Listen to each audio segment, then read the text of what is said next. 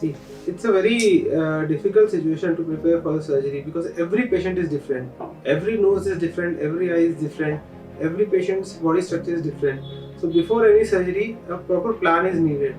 So we have to meet the patient at least twice or thrice. Tell him what we can achieve. Tell him what are the complications. I have to be prepared for all the unforeseen complications also, and I have to prepare very well to give the best results which I have planned in my mind. Sometimes during the surgery also you have to change the plans, but it's all for the betterment of the patient. So yes, every surgery needs a preparation, especially cosmetic surgery, because even 1 millimeter differences can give a lot of changes in the face or body or any other structure. So yeah, preparation is a must before any surgery.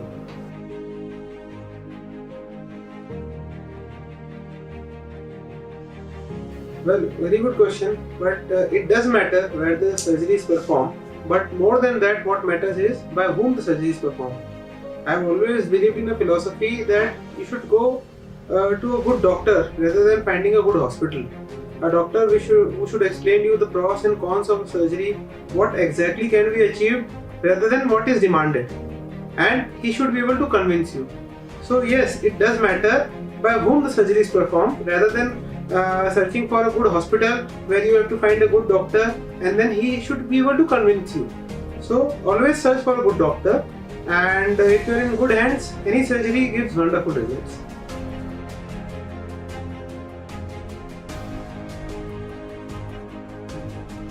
So most of the plastic surgery insurance companies doesn't cover it because they are for the betterment of the looks and betterment of the patient. However, most of the reconstructive surgeries, trauma surgeries, burn surgeries are covered under insurance. Plastic surgery is covered in two parts: reconstructive surgery and cosmetic surgery. Most of the reconstructive surgery is covered under insurance. All the companies give insurance cover under this. However, cosmetic part, only some surgeries now insurance companies are considering under cover, like which are necessary, like breast reduction. Many companies are giving coverage because it's a necessary surgery. It's for the betterment of the patient. It's not for the looks. However, there are still cosmetic surgery which insurance company doesn't cover, but they are not very costly if we only look on the insurance part.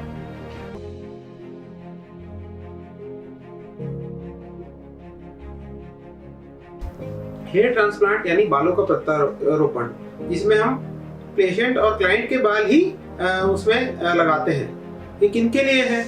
Mails में male pattern बार्नलेस होता है, मतलब आगे की hairline loss होने लग जाती है, जिसमें कि बाल ऐसा लगता है कि गंजापन आ रहा है।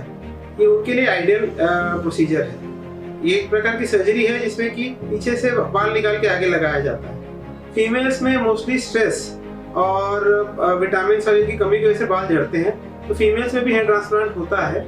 और फीमेल्स में अलग पैटर्न का बालनेस होता है, वो हार्मोन्स की वजह से नहीं होके दूसरी जगह होता है, और उसमें भी हम बाल लगाते हैं।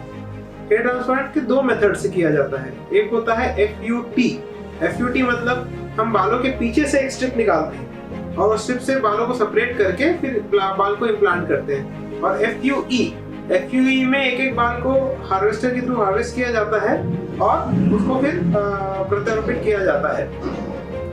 अब हेयर ट्रांसप्लांट किनको कराना चाहिए? हेयर ट्रांसप्लांट आज की डेट में प्लास्टिक सर्जरी का सबसे पॉपुलर प्रोसीजर है। जिनको भी लग रहा है उनके बाल जा रहे हैं, उनको कराना चाहिए। क्या हेयर ट्रांसप्लांट के रिजल्ट्स लॉन्ग लास्टिंग रहते हैं? बिल्कुल रहते होंगे। आपने देखा होगा कि बाल जब भी झड़ते हैं, नॉर्मली मेल्स में जब भी झड़ते हैं, तो पीछे के बाल कभी नहीं झड़ते। जो गंजापन आता है पूरा सामने की तरफ रहता है, और हम वही पीछे के बाल आगे के बालों को में लगाते हैं, आगे के गंजापन में यूज करने के लिए लगाते हैं। हेयर ट्रांसप्लांट फीमेल्स में भी बहुत से लोग जिनमें गंजापन आ रहा है वो लोग भी कराते हैं, और उसमें भी हम पीछे के बाल लेके आगे लगाते हैं। अगर पीछे भी बाल की कमी है तो बॉडी के अदर पार्ट से भी बालों को निकाल के लगाया जा सकता है। एक बार में हम 2000 से 5000 फॉलिकल्स तक लगाते हैं। ये लोकल एनेस्थीसिया में होता है, तो इसमें जीए का खतरा नहीं। और ये one of the safest surgery है अगर आप सेफ जगह और सेफ हाथों में करा रहे हैं तो। चेस्ट बैक के बाल निकाल के भी, दाढ़ी के बाल निकाल के भी हेयर्स में लगाया जा सकता है अगर आपको डेंस हेयरलाइन चाहिए तो। और ये आपका एक रूप ही बदल देता है, आप कॉन्फिडेंस लेवल इंक्रीज होता है। बहुत से लोग लो कॉन्फिडेंस हो जाते हैं, बाल झड़ जाते हैं उसकी वजह से। और हेयर ट्रांसप्लांट कराने के बाद उनका कॉन्फिडेंस लेवल देखेंगे तो बहुत अच्छा हो जाता है। इसलिए ये बहुत अच्छी सर्जरी है और हम यहाँ पे रेगुलरली करते हैं हेयर ट्रांसप्लांट। मेनली ज़्यादातर मेल्स का होता है, पर फीमेल हेयर ट्रांसप्लांट भी हम लोग रेगुलरली करते हैं।